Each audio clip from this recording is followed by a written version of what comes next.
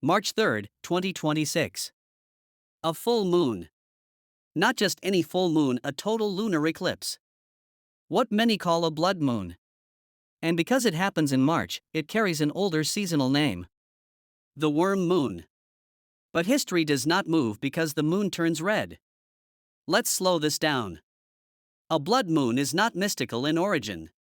It happens when Earth moves directly between the sun and the moon. Our planet casts a shadow. Sunlight bends through the atmosphere. Red wavelengths continue. The moon glows copper. This is physics, not prophecy.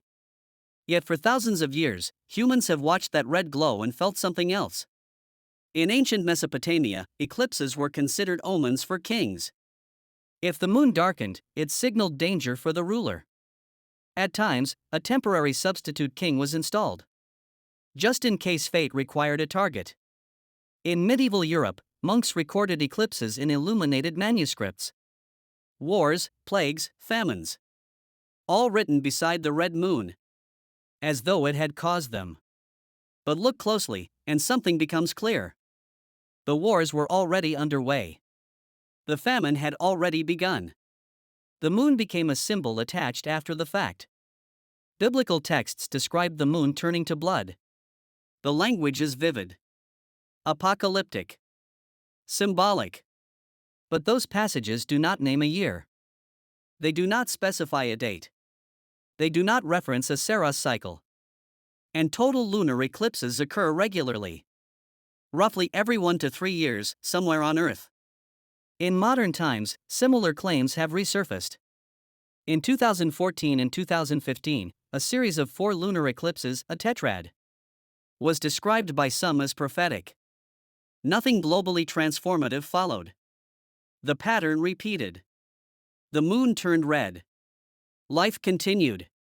Now we arrive at March 3, 2026. It is part of a repeating astronomical rhythm known as the Saros cycle. 18 years, 11 days, 8 hours. That cycle has unfolded for centuries. The same eclipse family appeared in 2008. Before that, 1990. Before that, 1972.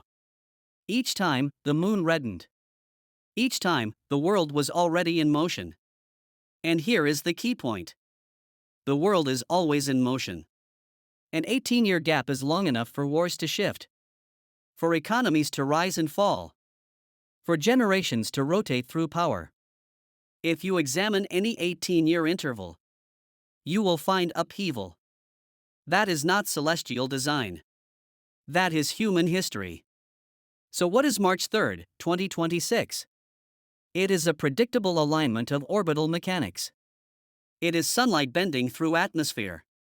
It is Earth's shadow projected onto its companion. It is beautiful. It is measurable. It is repeatable. It does not carry encoded instruction. The moon will darken. It will glow red. Then it will brighten again. And the world, as always, will continue moving under its own forces. Not because the sky changed color, but because we do.